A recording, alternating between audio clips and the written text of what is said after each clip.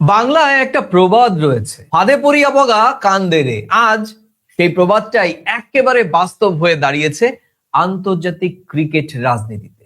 ফাঁদটা পেতেছিল খোদ আইসিসি, আজ সেই ফাঁদেই আটকে আইসিসি নিজেই। কারণ যে বাংলাদেশকে নিরাপত্তার অজুহাতে টি-20 বিশ্বকাপে সূচি থেকে ছেঁটে ফেলা হয়েছিল, আজ সেই বাংলাদেশই হয়ে উঠেছে পাকিস্তানকে ম্যানেজ করার সবচেয়ে বড় অস্ত্র। কিন্তু প্রশ্ন এখানেই শেষ হয়ে যাচ্ছে না দর্শক, বাংলাদেশ কি শুধুই ম্যানেজ করার হাতিয়ার হয়ে থাকবে, নাকি এই সুযোগে নিজেদের স্বার্থ রক্ষায় বিশ্ব ক্রিকেট নিয়ন্ত্রক সংস্থার কাছ থেকে বড় কোনো সুবিধা আদায় করে নেবে ঢাকা?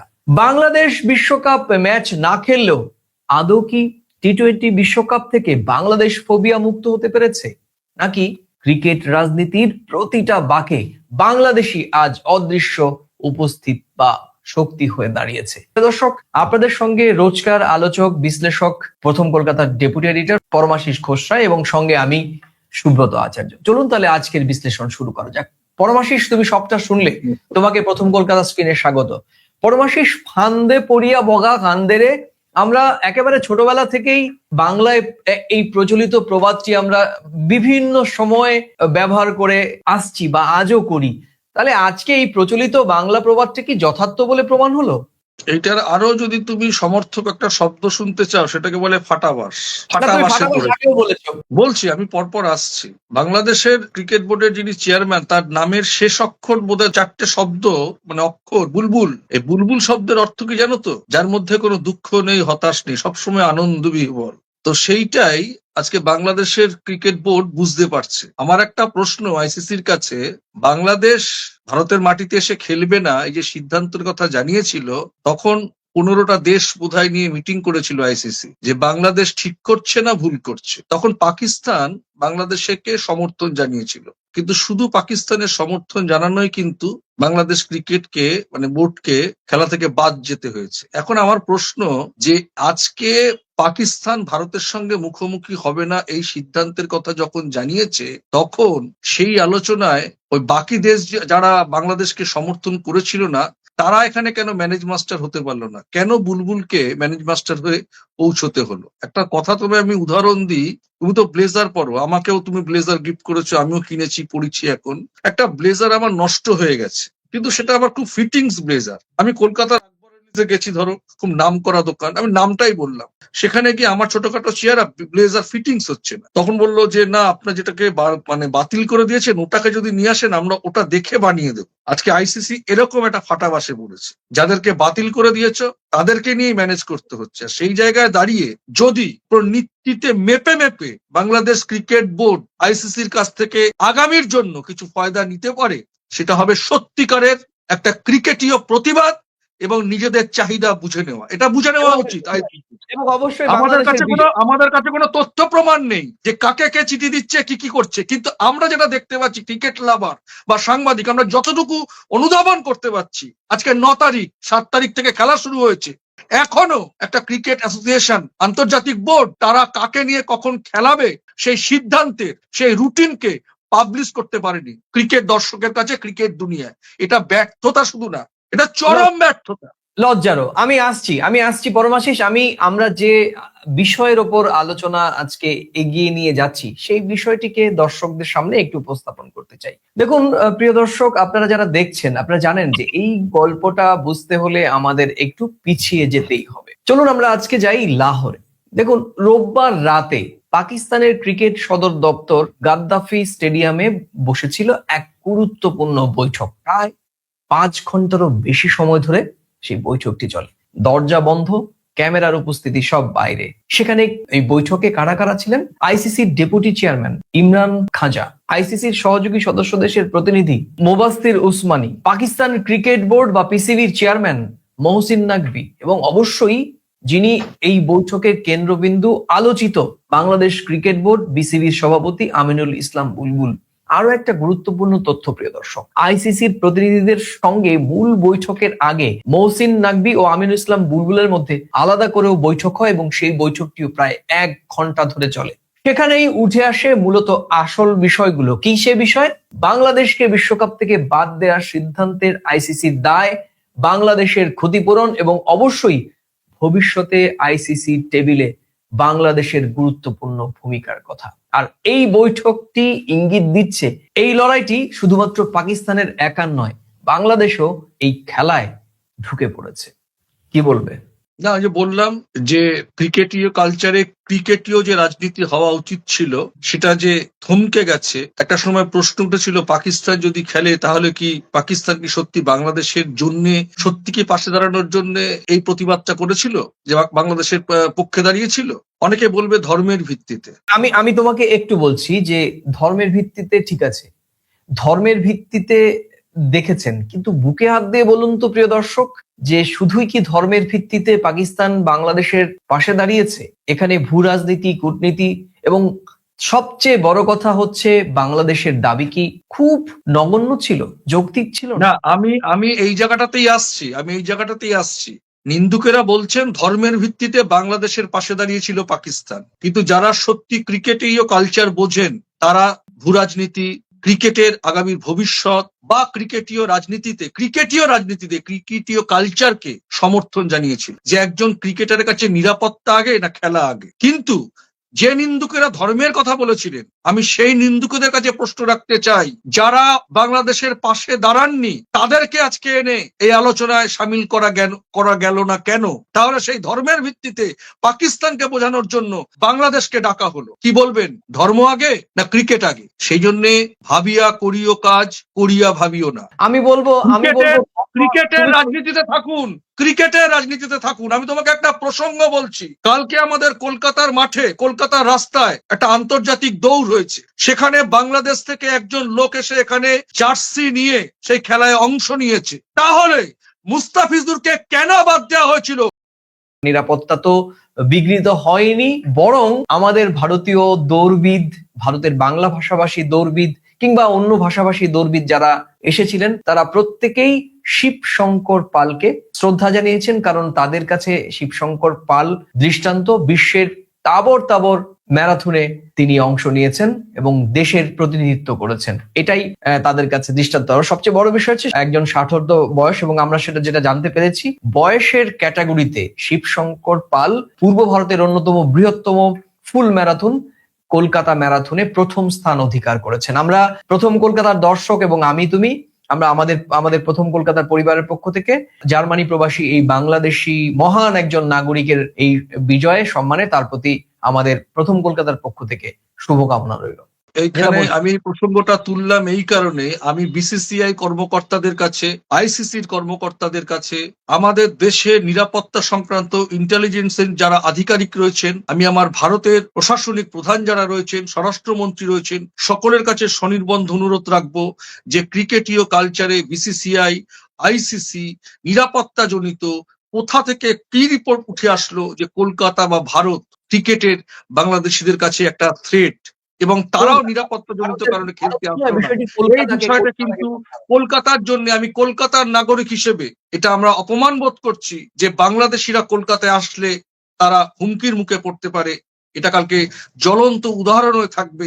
আপনারা বিষয়টি অত্যন্ত, আমি চাইছি যে ভারত বাংলাদেশের সম্পর্ককে কেউ কোনো একটা কুচক্রী নষ্ট করতে চাইছে, আমি ভারত সরকারের কাছে, আমি ভারতীয় নাগরিক হিসেবে আমি ভারত সরকারের কাছে এই বিষয়টি স্বনির্বন্ধভাবে অনুরোধ করছি। এই যে কালচার, এই যে কুচক্রীদের একটা ভয়াবহতা, এটাকে যেন তেন প্রকারে হোক প্রশাসনিক স্তরে আপনারা একেবারে স্তব্ধ করার চেষ্টা করুন। পরমাশিস, আমরা মূল বিষয়ে ফিরছি। সংকটের শুরু কোথায় এবং কেন আজকে আইসিসি কে একটা চরম অস্বস্তিকর পরিবেশে পড়তে হয়েছে? তুমি জানো যে পাকিস্তান সরকার যখন জানিয়ে দেয় টি-20 বিশ্বকাপে ভারতের বিপক্ষে ম্যাচ খেলবে না তারা, তখনই কিন্তু আইসিসি নড়েচড়ে বসে। আমরা সবসময় প্রশ্ন করছিলাম এবং অনেক বিশ্বের নিরপেক্ষ গণমাধ্যমও প্রশ্ন করেছিল, বাংলাদেশ যখন সরে দাঁড়ায় তখন আইসিসি টনক নড়ে না, পাকিস্তান যখন ভারতের বিপক্ষে ম্যাচ খেলবে না বলে অস্বীকার করে তখন আইসিসি টনক নড়ে কেন? ওই যে তুমি বললে ধর্ম দেশ নয় পরমাশিস, এখানে মূল বিষয় ব্যবসা, মূল বিষয় ডলার, সেটাই হচ্ছে বড় বিষয়। আমি মূল বিষয়তে আসছি। টনক নড়ার কারণটি খুব সোজা। ভারত পাকিস্তান ম্যাচ মানে ক্রিকেট নয়, এই ম্যাচ মানে টিভি রেটিং, স্পন্সরশিপ, বিজ্ঞাপন, হাজার হাজার কোটি ডলার। এই ম্যাচ না হলে সম্প্রচারকারী সংস্থার ক্ষতি হবে প্রায় 4,500 কোটি টাকা। ভাবা যায় ধাক্কা খাবে শ্রীলঙ্কান ক্রিকেট বোর্ড। আর সবচেয়ে বড় আঘাত পড়বে আইসিসির ব্র্যান্ড ভ্যালুতে, যেটা নিয়ে আমরা বিশেষভাবে দুটো পর্ব করেছি। আর এ কারণেই আইসিসি বাধ্য হয়ে আজ নিজেই তাদের সাজানো ফাঁদে পা দিয়েছে। মানে আইসিসি এক বালতি দুধে এক ফোঁটা লেবু ফেলে দিয়েছে, বুঝলে? বাংলাদেশকে বাদ দিলে কি হয়, এটা লেবু ফেলে দিয়েছে, পুরো দুধ কেটে গেছে। এবার বোঝো ঠেলা কি হয়। শুধু তাই নয়, বৈঠক থেকে কিন্তু দুটো বিষয় খুব পরিষ্কার করে আমরা বুঝতে পারছি। দেখুন, আপনারাও জানেন এরই মধ্যে বিভিন্ন গণমাধ্যমে খবর হয়ে গিয়েছে। আমাদের তো আলোচনার মূল বিষয় হচ্ছে বিশ্লেষণ করে সমস্যাকে সামনে এনে সমাধানের পথ দেখানো। আর সেই উদ্দেশ্য নিয়েই বলছি, আমরা বরাবরই বলছিলাম যে বাংলাদেশের পাশে দাঁড়ানো, পাকিস্তানের নৈতিক অবস্থানটি আমরা নিজেরাও সমর্থন করছিলাম। কিন্তু মূল বিষয়টি হচ্ছে যে ভারত এবং পাকিস্তানের খেলাটি না হলে ভারত যতটুকুন আর্থিকভাবে ক্ষতিগ্রস্ত হবে, ভারত বা বিসিসিআই কিংবা আইসিসি একই রকম ভাবে সমানভাবে আর্থিকভাবে ক্ষতিগ্রস্ত হবে পাকিস্তান, এবং অবশ্যই হোস্ট কান্ট্রি শ্রীলঙ্কাও। ফলে এখানে একটি বিশাল আর্থিক ক্ষতির সম্ভাবনা বা ক্ষতির মুখোমুখি হতে হবে সব পক্ষকেই। আর এটি সত্যিকার অর্থে একটি আয়োজকদের পক্ষে বা অংশগ্রহণকারী দেশগুলোর পক্ষে কিন্তু মারাত্মকভাবে ঝুঁকিপূর্ণ হয়ে যাবে। কারণ দিন শেষে ক্রিকেটটা খেলতে হবে, আর টাকা দিন শেষে ম্যাটার করে। আর সেক্ষেত্রেই পাকিস্তান এখনো পর্যন্ত যা খবর, 15ই ফেব্রুয়ারি ভারতের বিপক্ষে তারা কিন্তু শ্রীলঙ্কাতে খেলবে।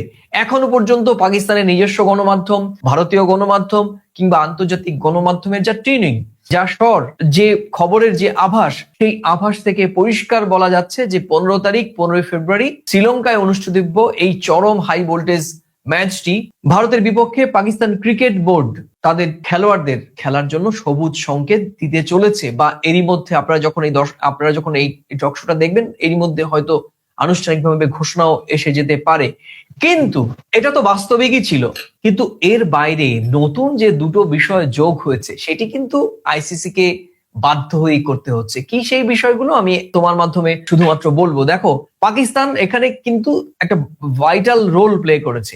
এই যে জিও পলিটিক্স এর বাইরেও যে ক্রিকেট পলিটিক্স, আন্তর্জাতিক ক্রিকেট পলিটিক্সেও যে পাকিস্তান খুব সূক্ষ্মভাবে সংবেদনশীল জায়গায় আঘাত করেছে, এটি তাদের এই যে পরিপক্ক ক্রিকেট রাজনীতির একটি আমি বলবো নিদর্শন। দেখো, এখানে দু ধরনের তথ্য সামনে আসছে। এক ধরনের তথ্য কি, সেটি হচ্ছে পাকিস্তানের নিজের স্বার্থে কিছু শর্ত। কিছু আন্তর্জাতিক ক্রিকেট পোর্টাল দাবি করছে যে আইসিসি থেকে পাকিস্তানের লভ্যাংশ বাড়াতে হবে, ভারত পাকিস্তান দ্বিপাক্ষিক সিরিজ চালু করতে হবে। দেখেছো, পাকিস্তানের অভ্যন্তরে দাবি ভারত পাকিস্তানের দ্বিপাক্ষিক ম্যাচ চালু করতে হবে, মানে দুটো দেশের হাই ভোল্টেজ ম্যাচ চালু করতে হবে। কেন করতে হবে? কারণ এই দুটো ম্যাচ মানেই কোটি কোটি টাকা, এবং অবশ্যই আন্তর্জাতিক ম্যাচে করমর্দনের মতো আচরণবিধি মানতে হবে। তুমি জানো যে এই দুটো দেশ বা ইতিমধ্যে বাংলাদেশেরও কয়েকটি ম্যাচ দেখেছি আমরা, যে ক্রিকেটারদের মধ্যে, যে খেলোয়াড়দের মধ্যে যে সৌহার্দ্যপূর্ণ 22 গজের মধ্যে তো একটা শিষ্টাচার থাকে, সৌজন্যতা থাকে। সেখান থেকেও কিন্তু ভারত পাকিস্তানের যে খেলোয়াড়রা তারা কিন্তু হ্যান্ডশেক করতেন না, এবং দীর্ঘদিন যাবৎ এই রীতি চালু রয়েছে। পরস্পরের বিরুদ্ধে অভিযোগ, পাকিস্তান বলে ভারতের দিক থেকে শুরু হয়েছে এই আচরণ, আবার ভারত বলে পাকিস্তানের দিক থেকে শুরু হয়েছে। বা ভারত পাকিস্তানের মধ্যে এই যে চলমান যে এই সীমান্ত সংঘর্ষ, বা আমাদের দুই দেশের মধ্যে যে রাজনৈতিক লড়াই, দেশের কূটনৈতিক লড়াই, সেটা সরাসরি প্রভাব পড়েছে ভারত পাকিস্তানের ক্রিকেটের মধ্যে। সেটা একটা তর্কের বিষয়, সেই তর্কের বিষয়ে আমি গভীরে ঢুকতে চাই না। কিন্তু বাস্তবতা হচ্ছে এই তিনটির মধ্যে শেষের দুটি আইসিসির হাতে নেই পরমাশিস। এগুলো নির্ভর করে ভারত সরকার কিংবা বিসিসিআই এর সিদ্ধান্তের উপর। অর্থাৎ এগুলো কার্যত চাপ তৈরির কৌশল বলে বলা হচ্ছে। পরমাশিস, শুধু পাকিস্তান নয়, গতকাল বা রবিবারের বৈঠক থেকে বাংলাদেশের পক্ষ থেকেও কিন্তু আইসিসির উপর প্রবল চাপ দেয়া হয়েছে। কেন বলছি কথা? এনডিটিভি দাবি করছে যে পাকিস্তানের তিনটি শর্তই বাংলাদেশ কেন্দ্রিক। কি সেরকম? যে বাংলাদেশকে বর্ধিত ক্ষতিপূরণ দিতে হবে। তুমি জানো যে এই ম্যাচের একটি অংশীদারি দেশ হিসেবে বাংলাদেশের ক্রিকেট বোর্ড একটা টাকা পেত, যেহেতু অংশগ্রহণ করেনি বা নিজেরাই নিরাপত্তার কারণে ভারতের মাটিতে খেলবে না বলে জানিয়ে দিয়েছে। এটি ক্রিকেটের এই যে নিয়মের বহির্ভূত, অর্থাৎ তারা ডিনাই করেছে, সেক্ষেত্রে তাদের আর্থিক পানিশমেন্ট হওয়ার কথা। কিন্তু তার বদলে বাংলাদেশ দাবি করেছে যে তাদের একটি আর্থিক ক্ষতিপূরণ দিতে হবে উল্টে, কারণ তাদের এই যে টি-20 বিশ্বকাপে না খেলার জন্য তারা যে আর্থিকভাবে ক্ষতি হচ্ছে সেই টাকা তাদের দিতে হবে। 2, বিশ্বকাপে না খেললেও বাংলাদেশকে পার্টিসিপেশন ফি দিতে হবে, কারণ এটি তাদের প্রাপ্য বলে তারা মনে করছে। এবং অবশ্যই আরো একটি দাবি, সেটি হচ্ছে ভবিষ্যতে বাংলাদেশকে একটি আইসিসি টুর্নামেন্টের আয়োজনের সুযোগ দিতে হবে। এবং যেটা শোনা যাচ্ছে যে 2029 সালের আগেই হয়তো আইসিসির কাছে বেশ কিছু টুর্নামেন্ট রয়েছে যেটা ইচ্ছে করলে আইসিসি হয়তো বাংলাদেশে শিফট করতে পারে। সেই সুযোগটি এই মুহূর্তে কিন্তু পাকিস্তান ক্রিকেট বোর্ড বাংলাদেশের হয়ে কাজে লাগাচ্ছে। এই দেখো, এই 3টি শর্তই আইসিসির হাতে। আমি আগেও বলেছি যে আইসিসির 2029-এর মধ্যে কয়েকটি ম্যাচ রয়েছে আন্তর্জাতিক, যেগুলো ইচ্ছে করলে আইসিসি পারে বাংলাদেশের স্থানান্তরিত করতে। এই 3টি শর্তই আইসিসির হাতে, আইসিসি ইচ্ছে করলেই সেটা বাস্তবায়ন করতে পারে। এবং সেই জায়গাতেই হাত দিয়েছে এখন পাকিস্তান ক্রিকেট বোর্ড, এবং অবশ্যই সেই আলোচনার টেবিলে বুলবুল সাহেব উপস্থিত ছিলেন। কি বলবে? মানে ভালোই করেছে বিসিবি, মানে বাংলাদেশ ক্রিকেট বোর্ড একদম আইসিসি থেকে ওয়ার্ক অর্ডার নিয়ে তারপর অনুমোদন মানে পাশে দাঁড়াবে। ভালোই করেছে তারা।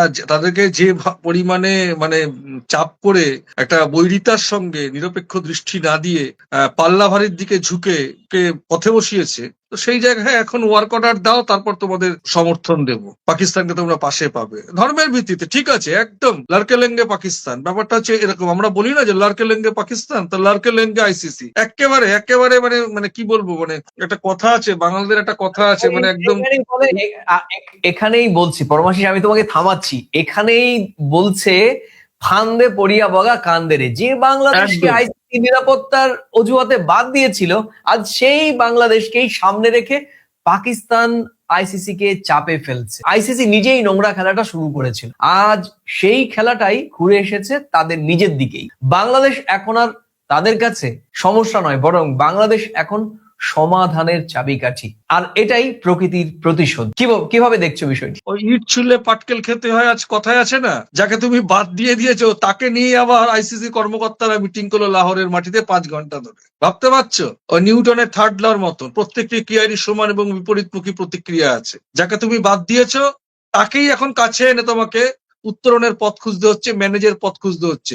আর যারা পাকিস্তানের পাশে মানে বাংলাদেশের পাশে দাঁড়ায়নি, তাদেরকে এখন ভোকাটটা, তারা কেউ নেই। তার মানে এখান থেকে বোঝা যায় নিরপেক্ষতা, গণতান্ত্রিক পরিবেশ আইসিসিতে আদৌ কি আছে?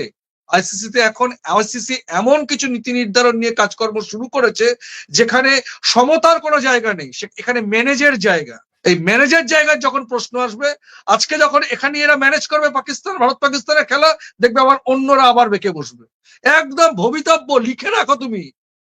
আর বাংলাদেশ জানো, আমি বাংলাদেশের ক্রিকেট কন্ট্রোল বোর্ডের আধিকারিকদের কাছে আমি মানে ক্রিকেটের লাভার হিসেবে ভারত বাংলাদেশের সম্পর্কের সমতার অধিকারী, সমান দৃষ্টিভঙ্গিতে, সম্প্রীতির জায়গা থেকে, সম্পর্কের নিরিখে, ঐতিহ্যের নিরিখে, ভৌগোলিক আমাদের পরিবেশ, আমরা একই দেশ একই আত্মা। আমাদের বিদেশ মন্ত্রক বলেছে ডিএনএ, আমাদের মন্ত্রী বলেছেন বাংলাদেশের সঙ্গে আমাদের ডিএনএ সম্পর্ক। আপনারা পুরোপুরি বুঝে নিন, পুরোপুরি বুঝে নিন। এখনই সময়, কারণ বগা কিন্তু ফান্দে পড়িয়ে গিয়েছে, একদম পড়ে গিয়েছে। আইসিসির কাছ থেকে এখনই ওয়ার্ক অর্ডার বুঝে নিন। 29-এর আগে যা খেলা হবে কিছু ছাড়ো একদম, কারণ আইসিসি তো ভারতের নয়। আইসিসি যদিও ভারত দ্বারা নিয়ন্ত্রিত, কিন্তু ভারতের হোক না, আগামী দিনে আইসিসি অন্য কেউ আসবে। একেবারে আজকে যদি এই সুযোগগুলো, এই সুবিধাগুলো বাংলাদেশ আদায় করে নিতে পারে পাকিস্তানকে পাশে নিয়ে, তাহলে নিশ্চিতভাবে বাংলাদেশের ক্রিকেট ভবিষ্যৎ, আমি বলবো মুস্তাফিজুর ইস্যুতে যে বাংলাদেশের ভবিষ্যৎ প্রায় অনিশ্চিত হয়ে পড়েছিল, আবার সেই মুস্তাফিজুর ইস্যুতেই বাংলাদেশের ক্রিকেট ভবিষ্যৎ এখন আমি মনে করি, আমি আমার জায়গা থেকে সুনিশ্চিত এবং উজ্জ্বল। তাই তো? এই তো সময়, এই সুযোগ, বলে না সময় সুযোগ একবার আসে, সেই সুযোগকে হাতছাড়া করতে নেই। এই সুযোগকেই কাজে লাগাতে হবে বিসিবির। আমরা আলোচনা শেষ করব। পরমাশিস, তুমি জানো যে পাকিস্তানের আমরা যা এখন রেকর্ড করছি 9 তারিখ বেলা 12টা আমরা যে রেকর্ড করছি, এরপর পাকিস্তান হয়তো সিদ্ধান্ত জানাবে, বা ইতিমধ্যে আমাদের এই ভিডিও যখন আপলোড করা হবে তখন হয়তো সিদ্ধান্ত নাও আসতে পারে। কিন্তু এখনো পর্যন্ত যে বিষয়গুলো নিয়ে আলোচনা বা চর্চা চলছে সেটা একটু দর্শকদের সামনে বলে দিই। পাকিস্তানের অন্দরেই মতভেদ রয়েছে এই বিষয়গুলো নিয়ে, যে ভারতের বিপক্ষে তারা খেলবে কিনা। কিন্তু কিছু কর্মকর্তা প্রকাশ্যে জানিয়েছেন তারা বিশ্বকাপে ভারত পাকিস্তান ম্যাচ চান এবং সেই সংখ্যা পিসিবির অন্দরে অনেক বেশি। অর্থাৎ ভারত পাক ম্যাচ হলে পিসিবির এবং পাকিস্তানের ক্রিকেট লাভারদের জন্য একটি বড় অংশের জন্য উপকার হবে এবং বড় অংশের কাছে একটা ইতিবাচক প্রভাব পড়বে, সেটি মনে করেন এটি পিসিবির একটি বড় অংশ। তবে কয়েকজন যারা একটু কট্টর ভাবে চিন্তা ভাবনা করেন সেখানে বাধা হয়ে দাঁড়িয়েছেন। তবে চূড়ান্ত সিদ্ধান্তের আগে পিসিবি চেয়ারম্যান এই মহসিন নাকভির যে কথা বলেছেন সেটি হচ্ছে, তিনি জানিয়েছেন যে তিনি পাকিস্তানের প্রধানমন্ত্রী শাহবাজ শরীফের সঙ্গে কথা বলবেন এবং তিনি কথা বলে সম্ভবত আগামী কয়েক ঘন্টার মধ্যেই হয়তো ফলাফলটা জানাবেন যে 15 তারিখ। কারণ সময়ে আর হাতে গোনা কয়েকদিন, টিকিট বিক্রি যদিও আমি জানি যে এই 15 তারিখের ভারত পাক যে ক্রিকেট, সেই ক্রিকেটের টিকিট বিক্রি এখন আপাতত স্থগিত করে রেখেছে আইসিসি। অনলাইনে গেলে সেখানে পাওয়া যাচ্ছে না বা কোনো কারণে অনলাইনে সার্ভার বিজি করে রাখা হয়েছে, টিকিট পাওয়া যাচ্ছে না। সেটি খুবই সঙ্গত কারণেই, তাকে কৌশলগত কারণেই সেটা করতে হচ্ছে, কারণ ম্যাচ তো অনিশ্চিত এখনো পর্যন্ত ছিল।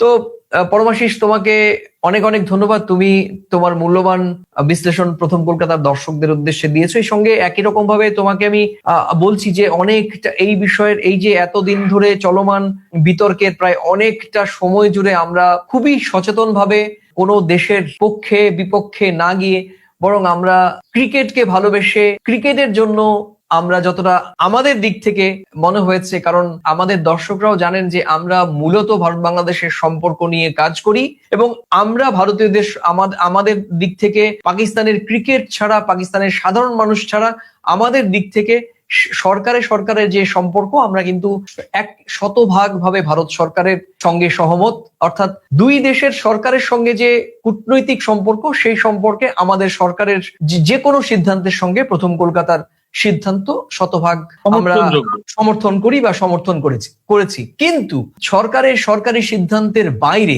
ক্রিকেটীয় সিদ্ধান্তে আমরা কিন্তু Bharat, Pakistan, Nepal, Bhutan, West Indies, Scotland, আমরা কোনো দেশকে কখনোই অগ্রাধিকার দিইনি। আমরা দিয়েছি যে বিশ্বের সমস্ত ক্রিকেট ভক্ত, ক্রিকেট খেলোয়াড়রা আমরা কিন্তু সারা পৃথিবীতে এক। সেই হিসাবে আমাদের আলোচনা সমালোচনা, এটি আমরা কিন্তু একটা ডিসক্লেমার হিসেবেও আপনারা রাখতে পারেন, বা আমাদের সংশ্লিষ্ট সরকার, আমাদের সরকারি পক্ষ কিংবা বাংলাদেশ থেকে, পাকিস্তান থেকে যারাই আমাদের এই ভিডিও দেখছেন, তাদের মধ্যে যাতে কোনো বিভ্রান্তি না ছড়ায়, সেখানে আমাদের এডিটোরিয়াল যে নীতি সেটি আমরা প্রকাশ করলাম। শেষ করব শুধু এই কথা বলে, দেখো পরমাশিস, মাঠে ম্যাচ হবে রুদ্ধশ্বাস, কিন্তু তার আগেই গ্রিন রুমে ম্যাচ জিতে নিয়েছে বাংলাদেশ পাকিস্তান। আইসিসি যে খেলাটা শুরু করেছিল, আজ সেই খেলায় তারাই সবচেয়ে বেশি অস্বস্তিতে। বাংলাদেশকে বাদ দিয়ে বিশ্বকাপ চালানো যায়, এই ধারণাটা এখন ভেঙে গিয়েছে। আর ভারতের মিডিয়ার একাংশ যতই ট্রোল করুক, 22 গজের এই দেশগুলোর খেলা শুধু মাঠে নয় বরং রাজনীতিতেও যে কতটা গুরুত্বপূর্ণ তা আরো একবার প্রমাণ হয়ে গেল। প্রশ্ন শুধু এখানে একটাই, পরের বার ফাঁদ পাতবে কে, আর কে তাতে আটকে পড়বে?